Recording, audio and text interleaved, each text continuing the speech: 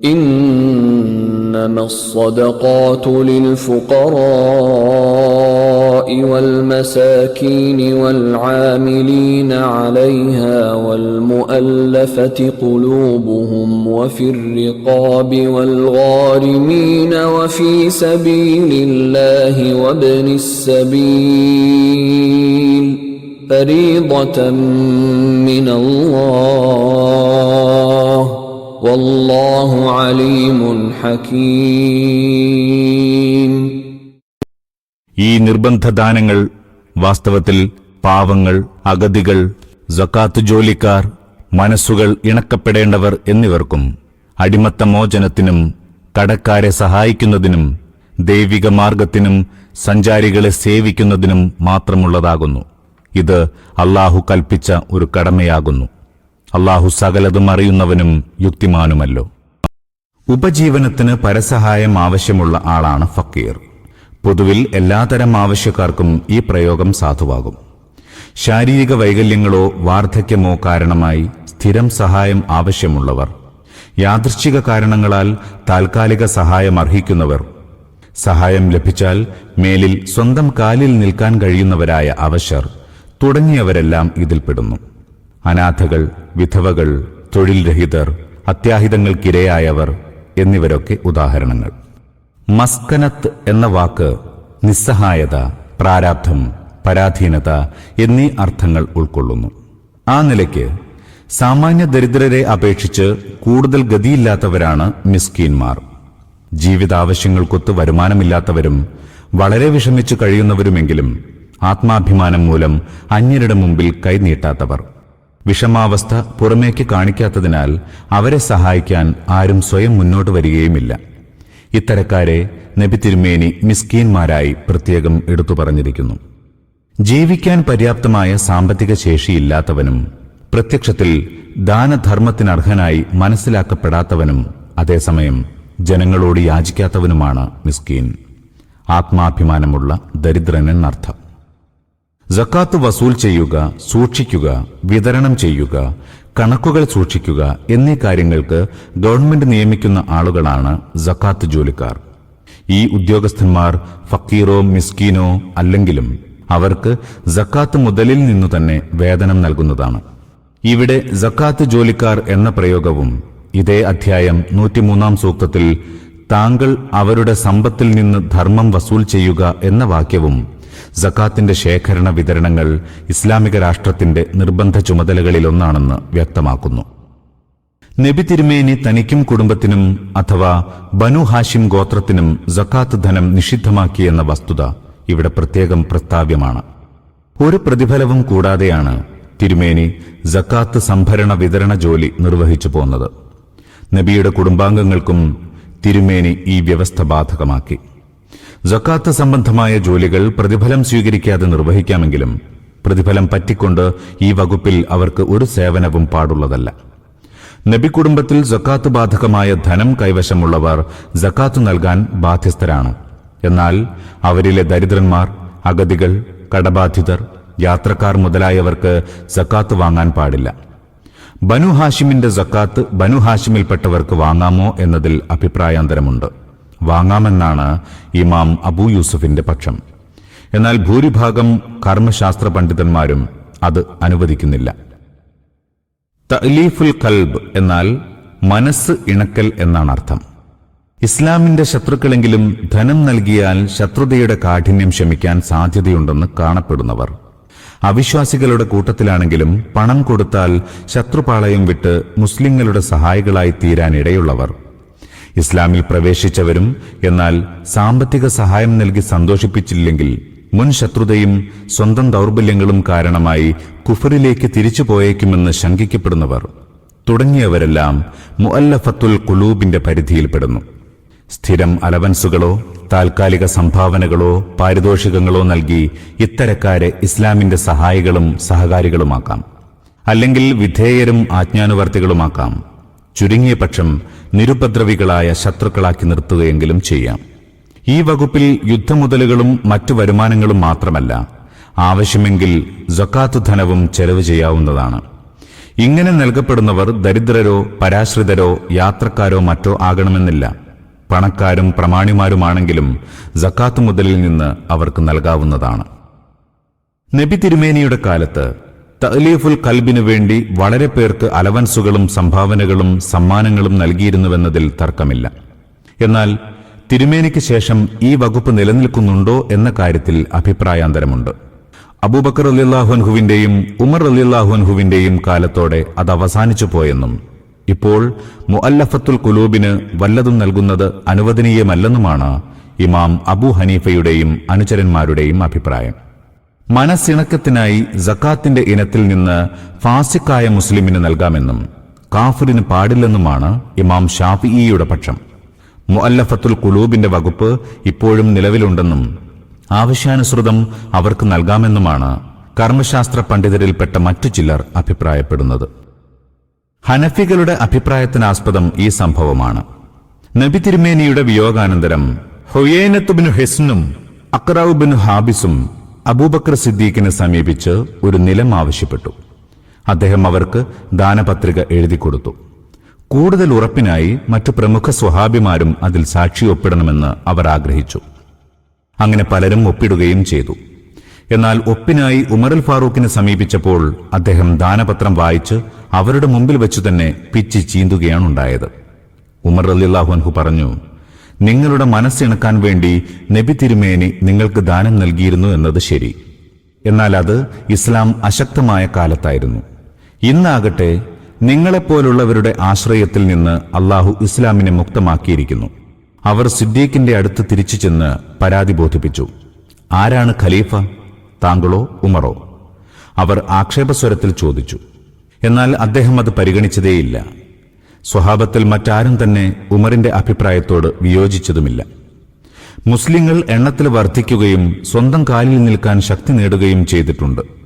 അതിനാൽ ആദ്യകാലങ്ങളിൽ മുഅല്ലഫത്തുൽ ഖുലൂബിന് വിഹിതം നിശ്ചയിക്കാൻ കാരണമാക്കിയ അവസ്ഥ നിലവിലില്ലാതായെന്നാണ് ഈ സംഭവത്തിന്റെ അടിസ്ഥാനത്തിൽ ഹനഫികൾ സമർത്ഥിക്കുന്നത്. അതിനാൽ അവരുടെ അഭിപ്രായത്തിൽ ഈ വകുപ്പ് സ്വഹാബത്തിന്റെ ഇജ്മാ അഥവാ ഏകാഭിപ്രായ പ്രകാരം എന്നേക്കുമായി ഇല്ലാതായിരിക്കുന്നു. തഅലീഫുൽ ഖൽബിനു വേണ്ടി സക്കാത്ത് മുതൽ അവിശ്വാസിക്ക് നൽകിയതായി നബി തിരുമേനിയുടെ പ്രവർത്തനത്തിലൂടെ സ്ഥിരപ്പെട്ടിട്ടില്ലെന്നാണ് ഇമാം ഷാഫിഈ സമർത്ഥിക്കുന്നത്. ഈ വകുപ്പിൽ തിരുമേനി അവിശ്വാസികൾക്ക് നൽകിയതത്രയും യുദ്ധമുതലുകളിൽ നിന്നായിരുന്നു, സക്കാത്തിൽ നിന്നായിരുന്നില്ല എന്നാണ് തത്സംബന്ധമായി ഹദീസിൽ വന്ന സംഭവങ്ങളിൽ നിന്ന് മനസ്സിലാവുന്നതെന്നർത്ഥം. നമ്മുടെ അഭിപ്രായത്തിൽ മുഅല്ലഫത്തുൽ ഖുലൂബിന്റെ വകുപ്പ് എന്നേക്കുമായി ദുർബലപ്പെട്ടു പോയെന്നതിന് ഒരു തെളിവുമില്ല. എന്നാൽ ഉമർ റളിയല്ലാഹു അൻഹു പറഞ്ഞത് തികച്ചും ശരിയുമായിരുന്നു. മനസ്സിണക്കുന്നതിന് ധനവിനിയോഗം ആവശ്യമാണെന്ന് ഒരു ഘട്ടത്തിൽ ഇസ്ലാമിക ഗവൺമെന്റ് കരുതുന്നില്ലെങ്കിൽ ആ വകുപ്പിൽ എങ്ങനെയും ധനം ചെലവഴിച്ചു കൊള്ളണമെന്നില്ല. ഗവൺമെന്റിനെ ആരും അതിന് നിർബന്ധിക്കുന്നുമില്ല. പക്ഷേ വല്ലപ്പോഴും അതിന്റെ ആവശ്യം നേരിടുന്ന പക്ഷം അള്ളാഹു അതിന് വെച്ചിരിക്കുന്ന പഴുത് എന്നുമെന്നും നിലനിൽക്കേണ്ടതാണ്. തങ്ങളുടെ കാലത്തെ സ്ഥിതിഗതികൾ മുമ്പിൽ വെച്ച് തഅലീഫുൽ ഖൽബിനു വേണ്ടി വല്ലതും നൽകേണ്ട ആവശ്യമുള്ളതായി ഉമറിനോ സ്വഹാബത്തിനോ തോന്നിയില്ല എന്ന് മാത്രമേ അവരുടെ ഇജ്മാ കൊണ്ട് അർത്ഥമാക്കുന്നുള്ളൂ. സുപ്രധാനമായ ചില ദീനീ താൽപര്യങ്ങൾക്കു വേണ്ടി ഖുർആൻ നിശ്ചയിച്ചു തന്ന ഒരു വകുപ്പ് സ്വഹാബത്തിന്റെ ഇജ്മാ മൂലം ഖിയാമത്തുനാൾ വരേക്ക് ദുർബലപ്പെട്ടു പോയെന്ന് മനസ്സിലാക്കാൻ ന്യായമായ ഒരു കാരണവുമില്ല. ഗവൺമെന്റിന്റെ പക്കൽ സക്കാത്തല്ലാത്ത വരുമാനങ്ങൾ വേണ്ടത്രയുണ്ടെങ്കിൽ മുഅല്ലഫത്തുൽ ഖുലൂബിന്റെ ഇനത്തിൽ സക്കാത്തു ധനം ചെലവഴിക്കരുത് എന്നിടത്തോളം ഇമാം ഷാഫിഈയുടെ അഭിപ്രായം ശരിയാണ്. എന്നാൽ സക്കാത്തിൽ നിന്ന് ആ ഇനത്തിൽ ധനസഹായം നൽകേണ്ടി വന്നാൽ ഫാസിക്കിന് നൽകാമെന്നും കാഫിറിന് പാടില്ലെന്നുമുള്ള വിവേചനത്തിന് ന്യായീകരണമില്ല. എന്തുകൊണ്ടെന്നാൽ മുഅല്ലഫത്തുൽ ഖുലൂബിന് സക്കാത്തിൽ വിഹിതം നിശ്ചയിച്ചിട്ടുള്ളത് അവർ മുസ്ലിങ്ങളാണെന്ന വാദത്തെ ആസ്പദമാക്കിയല്ല, ഇസ്ലാമിന്റെ താൽപര്യാർത്ഥം മനസ്സ് ഇണക്കേണ്ടതിനാണ്. അത്തരക്കാരെ സംബന്ധിച്ചിടത്തോളം സാമ്പത്തിക സഹായം കൊണ്ട് മാത്രമേ അത് സാധ്യമാകൂ എന്നുള്ളതുകൊണ്ടുമാണ്. ഈ സ്ഥിതിവിശേഷം നിലവിലുള്ളയിടത്തെല്ലാം ഈ വിഷയകമായി സക്കാത്തു ധനം ചെലവഴിക്കാൻ ഖുർആനിക ദൃഷ്ട്യാ അനുവാദമുണ്ട്.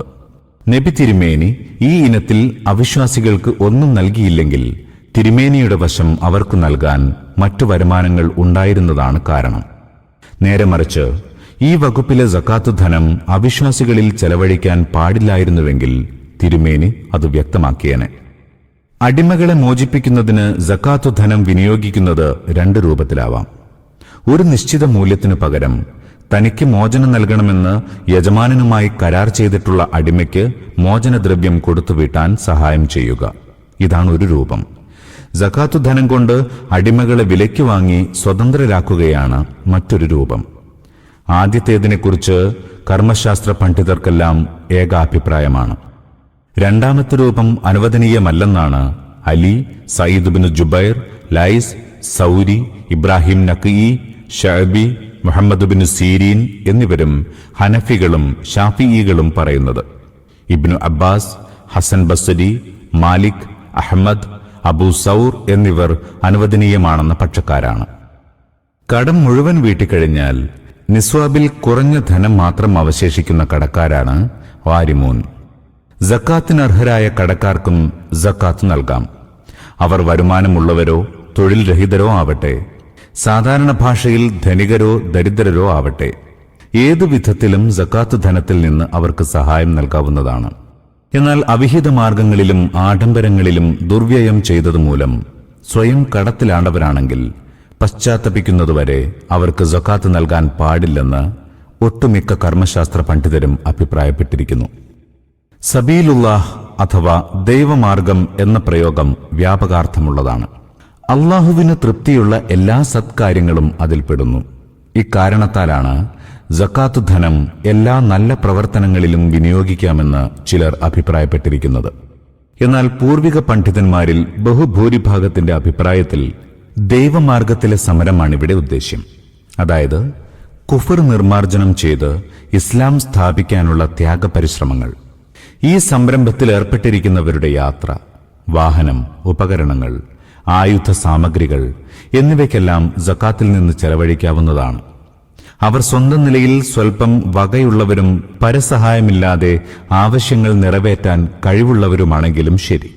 അപ്രകാരം തന്നെ മുഴുസമയവും മുഴുവൻ സേവനവും താൽക്കാലികമായോ സ്ഥിരമായോ ദീനീ സംരംഭത്തിന് നീക്കിവെച്ച സന്നദ്ധ ഭടന്മാരുടെ ആവശ്യങ്ങൾ പൂർത്തീകരിക്കുന്നതിനും സക്കാത്തിൽ നിന്ന് താൽക്കാലികമായോ സ്ഥിരമായോ സഹായങ്ങൾ നൽകാവുന്നതാണ്. ഇവിടെ ഒരു കാര്യം കൂടി ശ്രദ്ധിക്കേണ്ടതുണ്ട്. യുദ്ധമെന്നർത്ഥമുള്ള ഒസ്വ് എന്ന പദമാണ് മുൻഗാമികളായ പണ്ഡിതന്മാർ ഇത്തരം സന്ദർഭങ്ങളിൽ പൊതുവെ ഉപയോഗിച്ചിരിക്കുന്നത്. അതിനാൽ സക്കാത്തിന്റെ വിനിമയ മാർഗങ്ങളിൽ ഫീ സബീൽ എന്ന ഇനം യുദ്ധത്തിന് മാത്രമാണെന്ന് ആളുകൾ ധരിക്കുന്നു. യഥാർത്ഥത്തിൽ യുദ്ധത്തെക്കാൾ വിശാലമായ അർത്ഥം ഉൾക്കൊള്ളുന്നതാണ് ദൈവമാർഗത്തിലെ സമരം അഥവാ ജിഹാദ് ഫി സബീലില്ല. കുഫ്രിന്റെ വചനം താഴ്ത്താനും ദൈവവാക്യം ഉയർത്താനും സത്യദീനിനെ ഒരു ജീവിത വ്യവസ്ഥിതിയായി ഭൂമുഖത്ത് സ്ഥാപിക്കാനും വേണ്ടി ചെയ്യുന്ന എല്ലാ ത്യാഗപരിശ്രമങ്ങളെയും അത് ഉൾക്കൊള്ളുന്നു.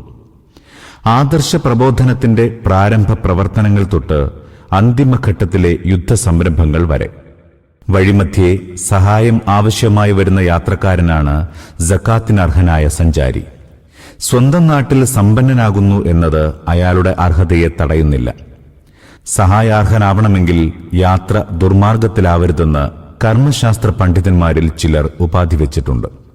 എന്നാൽ ഖുർആനിലോ ഹദീസിലോ ഇങ്ങനെയൊരു ഉപാധിയില്ല. സഹായാർത്ഥിക്ക് സഹായം നൽകുന്നതിന് അയാളുടെ കുറ്റം തടസ്സമാവേണ്ടതില്ലെന്നാണ് ദീനിന്റെ മൗലികാധ്യാപനങ്ങളിൽ നിന്ന് മനസ്സിലാവുന്നത്. മാത്രമല്ല, വിഷമഘട്ടത്തിൽ സഹായിക്കുകയും നല്ല പെരുമാറ്റത്തിലൂടെ മനസ്സ് നന്നാക്കാൻ ശ്രമിക്കുകയുമാണ് കുറ്റവാളികളെയും ധാർമ്മികമായി അധപ്പതിച്ചവരെയും സംസ്കരിക്കുന്നതിന് ഏറ്റവും ഉചിതമായ മാർഗം.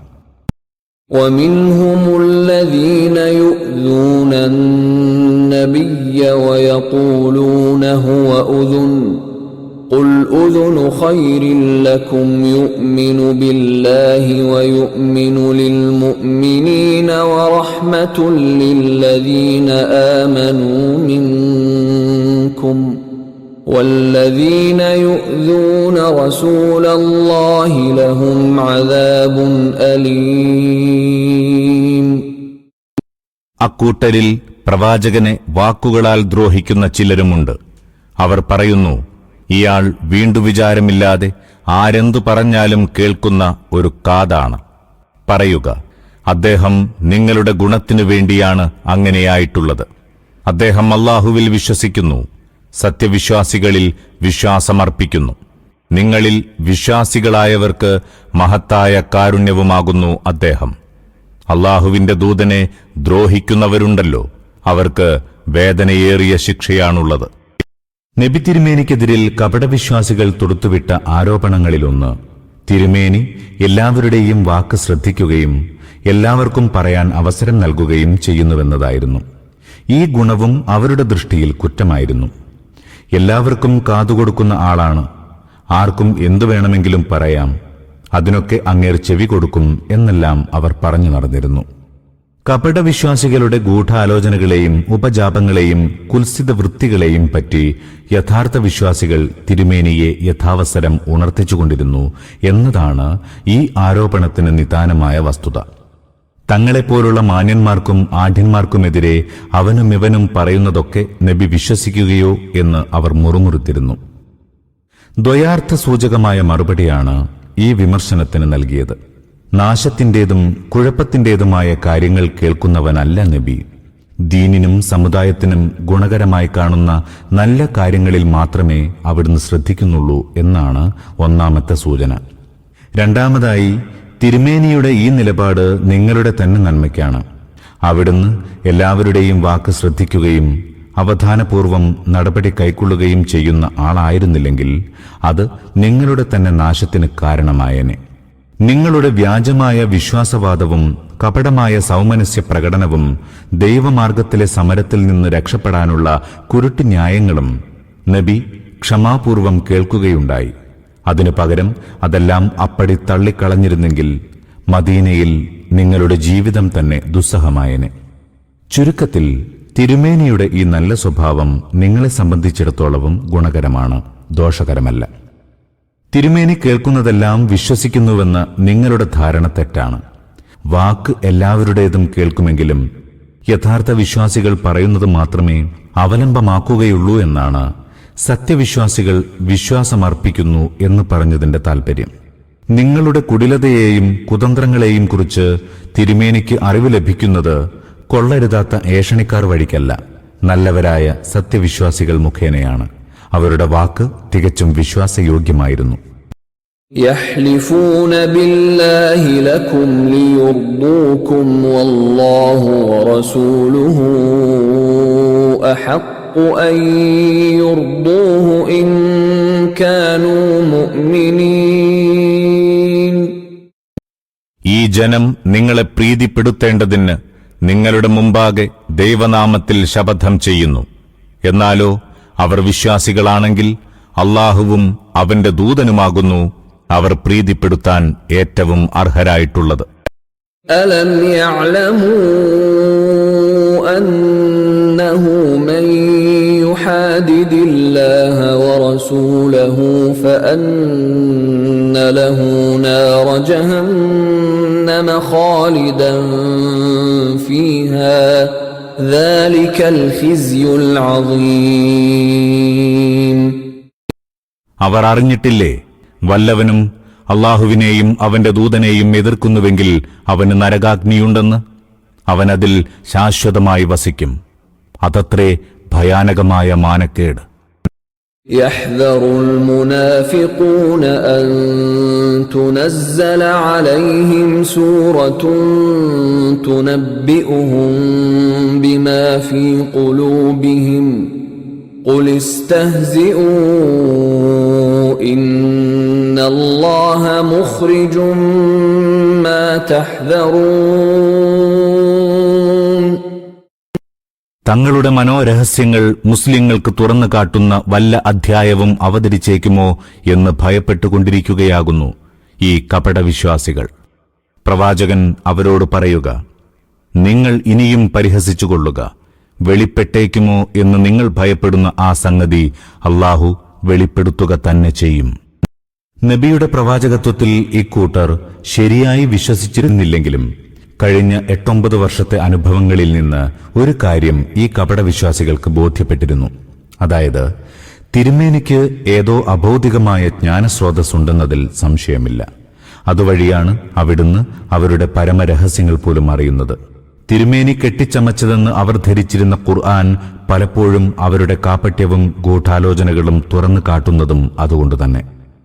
وَلَئِن سَأَلْتَهُمْ لَيَقُولُنَّ إِنَّمَا كُنَّا نَخُوضُ وَنَلْعَبُ قُلْ أَبِاللَّهِ وَآيَاتِهِ وَرَسُولِهِ كُنتُمْ تَسْتَهْزِئُونَ.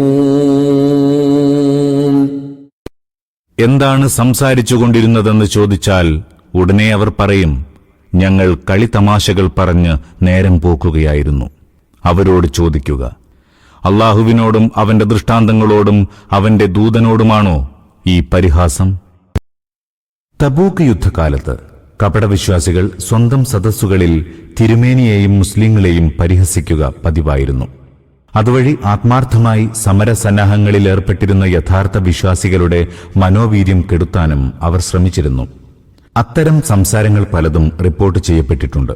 ഉദാഹരണമായി, ഒരു കൂട്ടം കപടവിശ്വാസികൾ ഒരു സദസ്സിലിരിക്കെ കൂട്ടത്തിൽ ഒരാൾ പറഞ്ഞു, അറബികളെപ്പോലെ തന്നെയാ റോമക്കാരെയും കരുതിയിരിക്കുന്നത്. അവരെ നേരിടാൻ പോകുന്ന ഈ കേമന്മാരെ നാളെ കയറിൽ വരിഞ്ഞു കെട്ടിയിടുന്നത് കാണാം. മറ്റൊരാൾ, 100 വീതം ചാട്ടവാറടി കൂടി കിട്ടിയെങ്കിൽ എന്ത് ഹരമായിരിക്കും. യുദ്ധസന്നാഹങ്ങളിൽ വ്യാപൃതനായ തിരുമേനിയെ നോക്കി മറ്റൊരു കപടവിശ്വാസി പറഞ്ഞു, കണ്ടോ, അതാ അയാൾ റോമിലെയും ഷാമിലെയും കോട്ടകൾ പിടിച്ചടക്കാൻ പോവുക. لا تعتذروا قد كفرتم بعد إيمانكم إن نعف عن طائفة منكم نعذب طائفة بأنهم كانوا مجرمين. ഇപ്പോൾ ക്ഷമാപണം ചെയ്യേണ്ടതില്ല. നിങ്ങൾ വിശ്വസിച്ച ശേഷം ധിക്കരിച്ചിരിക്കുന്നു. നിങ്ങളിൽ ഒരു വിഭാഗത്തിന് നാം മാപ്പുകൊടുത്താലും മറുവിഭാഗത്തെ തീർച്ചയായും ശിക്ഷിക്കുന്നതാകുന്നു. എന്തുകൊണ്ടെന്നാൽ അവർ മാപ്പർഹിക്കാത്ത കുറ്റവാളികളാകുന്നു. കാര്യങ്ങൾ ഗൗരവബുദ്ധിയോടെ വീക്ഷിക്കാത്ത അല്പബുദ്ധികൾക്ക് പരിഹാസോക്തികളും മറ്റും കേവലം നേരം പോക്കുകളാവാം. അത്തരക്കാർക്ക് അല്ലാഹു മാപ്പ് കൊടുത്തെന്നും വരാം. എന്നാൽ സ്വയം മുസ്ലിങ്ങളെന്ന് വാദിച്ച് പ്രവാചകനെയും ദീനിനെയും കരുതിക്കൂട്ടി പുച്ഛിക്കുകയും സത്യവിശ്വാസികളുടെ മനോവീര്യവും സമരസന്നദ്ധതയും തളർത്താൻ ശ്രമിക്കുകയും ചെയ്യുന്നവരുണ്ടല്ലോ, അവർക്ക് മാപ്പിന്റെ പ്രശ്നമേയില്ല. കാരണം അവർ കോമാളികളല്ല, കുറ്റവാളികളാണ്.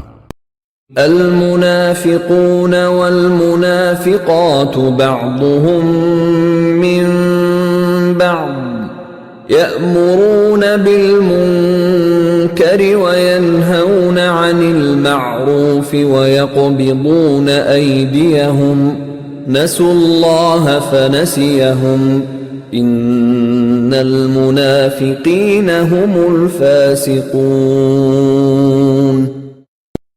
കപടവിശ്വാസികളും കപടവിശ്വാസിനികളും ഒരേ ഗണത്തിൽപ്പെട്ടവരാകുന്നു. അവർ തിന്മ കൽപ്പിക്കുകയും നന്മ നിരോധിക്കുകയും സ്വകരങ്ങളെ നന്മയിൽ നിന്ന് തടഞ്ഞുവെക്കുകയും ചെയ്യുന്നു.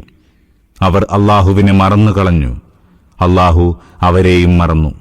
നിശ്ചയം ഈ കപടന്മാർ അധർമ്മകാരികൾ തന്നെയാകുന്നു. കപടവിശ്വാസികളുടെ സാമാന്യ സ്വഭാവമാണ് ഈ സൂക്തം സൂചിപ്പിക്കുന്നത്. തിന്മയിൽ പ്രതിപത്തിയും നന്മയോട് ശത്രുതയുമാണ് അവർക്ക്. വല്ലവരും വല്ല ചീത്തകാര്യത്തിനും മുതിരുകയാണെങ്കിൽ ഇക്കൂട്ടരുടെ അനുഭാവവും പ്രോത്സാഹനവും ഉപദേശനിർദ്ദേശങ്ങളും സഹായ സഹകരണങ്ങളും അനുമോദനങ്ങളും അഭിനന്ദനങ്ങളുമെല്ലാം അവർക്കായി ഒഴിഞ്ഞുവെച്ചിരിക്കും. അതിലവർ പൂർണ്ണ മനസ്സോടെ പങ്കുവഹിക്കും. മറ്റുള്ളവരെ അതിന് പ്രേരിപ്പിക്കും. തിന്മയുടെ കർത്താവിന് ധൈര്യം പകർന്നുകൊടുക്കും. ചുരുക്കത്തിൽ തിന്മയുടെ വളർച്ചയിൽ തങ്ങളുടെ കണ്ണും കരളും കുളിരണിയുന്നുണ്ടെന്ന് തോന്നും കപടന്മാരുടെ ഓരോ ചലനവും കണ്ടാൽ. മറിച്ച് വല്ല നല്ല കാര്യവും നടക്കുകയാണെങ്കിലോ അതേപ്പറ്റി കേൾക്കുമ്പോഴേക്കും അവർ ഞെട്ടുന്നു. അതോർക്കുന്നത് പോലും അവരെ അസ്വസ്ഥരാക്കുന്നു. നന്മയ്ക്ക് വേണ്ടിയുള്ള ഒരു നിർദ്ദേശം പോലും അവർക്ക് സഹ്യമല്ല. വല്ലവനും നന്മയുടെ മാർഗത്തിൽ മുന്നേറുന്നതായി കാണുമ്പോൾ അവർക്ക് സ്വസ്ഥത നഷ്ടപ്പെടുന്നു. അവന്റെ മുമ്പിൽ മാർഗതടസ്സം സൃഷ്ടിക്കാനും അവനെ അതിൽ നിന്ന് പിന്തിരിപ്പിക്കാനും കഴിവിൽപ്പെട്ടതെല്ലാം ചെയ്യും. സാധ്യമായില്ലെങ്കിൽ അവൻ അതിൽ വിജയിക്കാതിരിക്കാൻ എല്ലാ അടവുകളും പ്രയോഗിക്കും. നന്മയുടെ മാർഗത്തിൽ ധനം വ്യയം ചെയ്യാൻ ഒരിക്കലും കൈ നീളുകയില്ലെന്നതും കപടവിശ്വാസികളുടെ പൊതു സ്വഭാവമത്രേ. ലുബ്ധരാവട്ടെ ഉദാരമതികളാവട്ടെ, അവരുടെ സമ്പത്ത് നന്മയ്ക്കു മാത്രം ഉപകരിക്കുകയില്ല. അവയത്രയും ഒന്നുകിൽ കെട്ടിപ്പൂട്ടി വച്ചിരിക്കും, അല്ലെങ്കിൽ നിഷിദ്ധ മാർഗങ്ങളിലൂടെ വന്ന് നിഷിദ്ധ മാർഗങ്ങളിൽ തന്നെ പോയിക്കൊണ്ടിരിക്കും. തിന്മയ്ക്ക് വേണ്ടിയാണെങ്കിൽ അവർ കാലഘട്ടത്തിലെ ഖാറൂനുകളായിരിക്കും, നന്മയ്ക്ക് വേണ്ടിയാണെങ്കിലോ അവരെക്കാൾ ദരിദ്രവാസികളായി ആരുമുണ്ടാവില്ല. وعد الله المنافقين والمنافقات والكفار نار جهنم خالدين فيها هي حسبهم ولعنهم الله ولهم عذاب مقيم. കപടവിശ്വാസികൾക്കും കപടവിശ്വാസിനികൾക്കും സത്യനിഷേധികൾക്കും അല്ലാഹു നരകാഗ്നി വാഗ്ദാനം ചെയ്തിരിക്കുന്നു. അവരതിൽ നിത്യമായി വസിക്കും. അതുതന്നെയാകുന്നു അവർക്ക് സമുചിതമായിട്ടുള്ളത്. അല്ലാഹു അവരെ ശപിച്ചിരിക്കുന്നു. അവർക്ക് നിലനിൽക്കുന്ന ശിക്ഷയുമുണ്ട്. كالذين من قبلكم كانوا أشد منكم قوة وأكثر أموالا وأولادا فاستمتعوا بخلاقهم فاستمتعتم بخلاقكم كما استمتع الذين من قبلكم بخلاقهم وخضتم كالذي خاضوا أولئك حبطت أعمالهم في الدنيا والآخرة وأولئك هم الخاسرون. നിങ്ങളുടെ സ്വഭാവം നിങ്ങളുടെ പൂർവികർക്ക് ഉണ്ടായിരുന്നത് തന്നെയാണ്. അവരോ നിങ്ങളെക്കാൾ പ്രബലന്മാരും ഏറെ സമ്പത്തും സന്താനങ്ങളുമുള്ളവരുമായിരുന്നു. അവർ ഈ ലോകത്ത് അവരുടെ വിഹിതമായ സുഖം അനുഭവിച്ചു. നിങ്ങൾക്ക് മുമ്പുള്ളവർ അവരുടെ സുഖം അനുഭവിച്ച പ്രകാരം നിങ്ങളുടെ വിഹിതമായ സുഖം നിങ്ങളും അനുഭവിച്ചു. അവർ ഏർപ്പെട്ടിരുന്ന അതേ അധർമ്മങ്ങളിൽ തന്നെ നിങ്ങളും ഏർപ്പെട്ടിരിക്കുന്നു. ഇഹത്തിലും പരത്തിലും തങ്ങളുടെ കർമ്മങ്ങളൊക്കെയും പാഴായിപ്പോയി എന്നതത്രേ അവരുടെ പരിണിതി. അവർ നഷ്ടം ഭവിച്ചവർ തന്നെയാകുന്നു. കപടവിശ്വാസികളെക്കുറിച്ച് പൊതുവായി സംസാരിച്ചുകൊണ്ടിരിക്കെ പെട്ടെന്ന് അവരെ നേരിട്ട് അഭിസംബോധനം ചെയ്യുകയാണിവിടെ. ألم يأتهم نبأ الذين من قبلهم قوم نوح وعاد وثمود وقوم إبراهيم وأصحاب مدين والمؤتفكات أتتهم رسلهم بالبينات فما كان الله ليظلمهم ولكن كانوا أنفسهم يظلمون. ഈ ജനത്തിന് അവരുടെ മുൻഗാമികളുടെ വാർത്ത ലഭിച്ചില്ലേ? നോഹിന്റെ സമുദായത്തിന്റെയും ആദ് സമൂദ് വർഗങ്ങളുടെയും ഇബ്രാഹീമിന്റെ ജനതയുടെയും മദിയൻ വാസികളുടെയും കീഴ്മേൽ മറയ്ക്കപ്പെട്ട ആ പ്രദേശങ്ങളുടെയും വാർത്ത. ദേവദൂതന്മാർ തെളിഞ്ഞ ദൃഷ്ടാന്തങ്ങളുമായി അവരിൽ ചെന്നിട്ടുണ്ടായിരുന്നു. അവരെ ആക്രമിക്കുക അല്ലാഹുവിന്റെ ചര്യയായിരുന്നില്ല. അവർ അവരെ തന്നെ ആക്രമിക്കുകയായിരുന്നു. വീണ്ടും പൊതുവായ ഭാഷണം ആരംഭിക്കുന്നു. ലൂത്ത് സമുദായത്തിന്റെ വാസസ്ഥലങ്ങളാണ് കീഴ്മേൽ മറയ്ക്കപ്പെട്ട പ്രദേശങ്ങൾ. അല്ലാഹു അവരെ ആക്രമിക്കുകയായിരുന്നില്ല, അവർ അവരെ തന്നെ ആക്രമിക്കുകയായിരുന്നു എന്ന വാക്യത്തിന്റെ ആശയം ഇതാണ്. അല്ലാഹുവിന് അവരോടെന്തെങ്കിലും ശത്രുത ഉണ്ടായിരുന്നതോ അവൻ അവരെ നശിപ്പിക്കാൻ ഉദ്ദേശിച്ചിരുന്നതോ അല്ല അവരുടെ വിനാശത്തിനും വിപാടനത്തിനും കാരണമായത്. അവർ നാശത്തിലേക്ക് സ്വയം വലിച്ചിഴയ്ക്കുകയാണുണ്ടായത്, അഥവാ നാശത്തിലേക്ക് നയിക്കുന്ന ജീവിത രീതി കൈക്കൊള്ളുകയാണവർ ചെയ്തത്. ചിന്തിച്ചു ഗ്രഹിക്കാനും സംയമനം പാലിക്കാനുമുള്ള പൂർണ്ണാവസരം അല്ലാഹു അവർക്ക് നൽകി. അവരുടെ മാർഗദർശനത്തിനായി പ്രവാചകന്മാരെ നിയോഗിച്ചു. ദുർമാർഗത്തിന്റെ ദുഷ്ഫലങ്ങളെക്കുറിച്ച് പ്രവാചകന്മാർ മുഖേന മുന്നറിയിപ്പ് നൽകി. വിജയമാർഗമേതെന്നും വിനാശമാർഗമേതെന്നും പ്രവാചകന്മാർ അവർക്ക് വെട്ടിത്തുറന്ന് കാണിച്ചു കൊടുത്തു. പക്ഷേ അവർ വിജയവീഥി ഉപയോഗപ്പെടുത്തിയില്ല. വിനാശവീഥിയിൽ ശഠിച്ചു നിൽക്കുകയാണ് ചെയ്തത്. അതിനാൽ ഒടുവിൽ ലഭിക്കേണ്ടത് ലഭിച്ചെന്ന് മാത്രം. അള്ളാഹു അവരോട് ഒരു അനീതി